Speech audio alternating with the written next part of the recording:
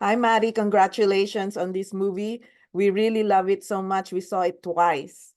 Oh, So, nice. Thank you. and this is your second time also to collaborate with Bradley Cooper after A Star is Born. So, how different was the experience the second time around? I mean, it was a little more intense. I think it was, you know, Maestro is a film of complexity because of the musical sequences and sort of how the music was handled.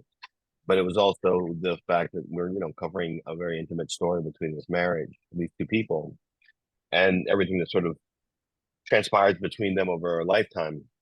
So there's a lot of internalized. I mean, it's beyond the filmmaking. I'm, working with Bradley. You're working with this amazing actor as well.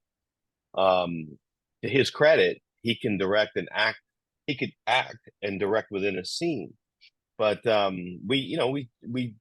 we had some pretty high aspirations for the film. So it was a little different. It was more. A Star Is Born was the first time where he was making a film, and the first time we worked together, and it was a little looser. It was more about, honestly, it was so much about Lady Gaga at that point. Here, it was just this, you know, Bradley being in the makeup chair for so long at the beginning of the day, so that he can be ready for me when I arrive, so that we can work on the shots together, was, a tall task for the man. And the job he did, I can't say enough. It was remarkable to watch. How has he grown as a director?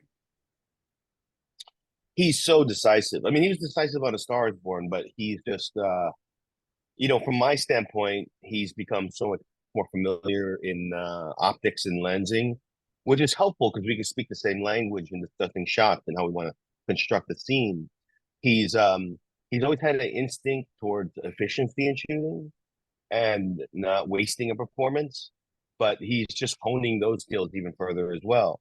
And I think he's just becoming a really strong filmmaker, and he's developing his voice. I think he's developed his voice, and I think the beauty of working with him is that he's continuing to change. He's not he. I don't think he's ever going to rest. I think he's always going to try to get better. Yeah, one of the boldest scenes in the movie is the black and white dream ballet scene. Can you talk more about that and how you collaborated with Bradley? I mean, that's one of the scenes. One thing that impressed me when I first read the script was how he wrote the transitions. And that scene begins at a luncheon with Kusevitsky, his mentor at Tanglewood, where Kusevitsky is basically telling Leonard Bernstein that he should drop the Stein in his name and just go with Leonard Bern.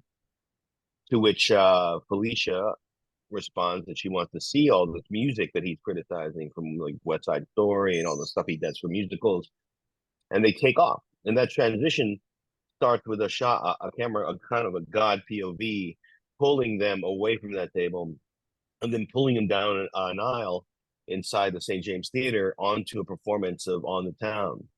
And that was all written. Things they're all conceived already in his mind.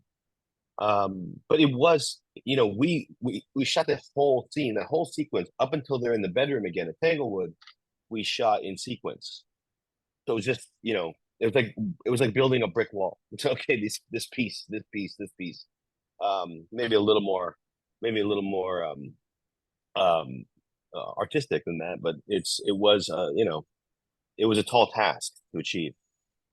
Mhm. How was it filming in the Ely Cathedral and then filming in the Bernstein family home? Both of them, Ely Cathedral was interesting because I don't think I've ever shot in a space that big. Um, and the idea of lighting it was quite terrifying when I first walked into the space. Luckily, I had this amazing crew who do this for a living, and from local from the great UK film industry, and they sort of had my back, and I just kind of you know took suggestions. To quite honestly, I had some ideas, but I just trusted the people who'd done it before in a space like that, and I was able to concentrate more on the things Bradley needed, what Lenny needed, which is like a freedom of movement and a broad lighting style that would accommodate the mass of people that were in the space. But I think Ely probably marks one of the highlights of my career in that listening to the London Philharmonic play Mahler's second in the front row of basically a cathedral church was astounding. It stopped me. I had when I sat down, I couldn't do anything else. I put the phone away, I stopped working, and I just listened. And it just sort of carried over into the shoot. And that performance that you see in the film, I mean, it's, I've seen this man give a performance, but he really gave a performance at that moment. In terms of shooting the family home, shooting it in Fairfield was a treat because you could feel like we were at first we were really kind of nervous about walking in with equipment and I mean it sort of felt sacred, this space. It's like Leonard Bernstein's vacation home. But as soon as we arrived, and I think a lot has to do with Bradley and a lot has to do with the family, I felt like we were welcome, and I felt like the equipment was welcome. I think that the creative endeavor was welcome. So, and I think that's just so, it epitomizes the man. So when we were in Venice, some members of the family of the Bernstein family were watching and applauding and even conducting. So how was it working with the whole family?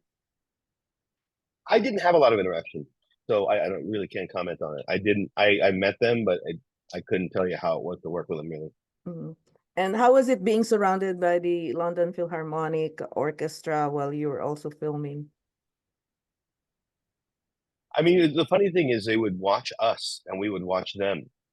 So they were as intrigued by what we were doing as we were intrigued by what they were doing. And there was like this mutual, it felt like a mutual respect. Um, but it's hard because it's like I don't find what we do very interesting, maybe because I do it for a living, but they sure seemed to, in between takes, watch us while we were setting up. But I mean, there's great artists. It's like anytime you can collaborate with great artists, I think you're going to be better for it. Mhm. How much did you know about Leonard Bernstein and how did you familiarize yourself? Well, there's a lot of in the screenplay, there was a lot of musical cues that were written in. So obviously listening to those, and venturing off what I knew about him leading up to the film before, what I knew before Bradley introduced the idea of shooting this film was West Side Story and On the Waterfront. I knew he was a conductor, but I wasn't aware of his composition. Um, So, and then you look at it, he conducted some of the greatest pieces of music ever in front of huge audiences. He was the greatest American conductor, if not the greatest American conductor. He was a huge celebrity. He might as well have been the Michael Jackson or Elvis Presley of his time, pre-rock and roll. And you know, uh, and I knew that. I knew that. I knew this was a famous man, but I didn't really know the extent of his musical prowess until I started making it. Mhm. When we were in Venice, it premiered there, but it was the SAG strike. Where were you during that time and how did you watch the premiere or just read about it? I didn't pay attention to it. I was working. We've been on strike. I have to work. If people were instead of promoting movies while people decided to go on strike, I decided to continue to work and watch out for myself and my family. So that's why I didn't go. I didn't go. Mhm. And you also had some interaction with Steven Spielberg. Can you tell us more about that? I mean, I've said it in the press. I met the man, and it blew me away. It's like he's one of the great filmmakers of our time. And like I said, anytime you're around that kind of creativity, you're better for it. And just having a conversation with him on set regarding black and white photography was like kind of a dream come true. Mhm. And what are your future projects? Right now I'm prepping a film. I can't really talk about it, but I'm prepping a film in New York, and that's it. And you also work with Darren Aronofsky on his film Postcards, from the Earth. Can you tell us a little bit about that? I mean, I think that experience was so much about the new technology. Um, Being inside Sphere, MSG, James Dolan, they really, there was a vision there, a pretty strong vision that's remarkable. And when you walk into this space, you're instantly wowed by it. And I think Darren did a great job coming up with a concept that could fit within this technology in its newest form. It's going to be interesting in the future to see how that evolves, just into what kind of storytelling that this format is going to allow. But it's massive and it's all consuming. You sit there and you're completely surrounded by the image, and it's pretty intense. And it was nice to be a part of it. I learned a lot. And can you tell us where you are right now? Are you in New York? I'm actually in Los Angeles for a few days, and then I go back. I'm doing a couple commercials here, Okay. and then I head back to New York for the holidays. Well, thank you very much, Matty, and I'm gonna turn it over to Ruben. Thank you. Okay, it's nice to see you again, Janet. Thank you.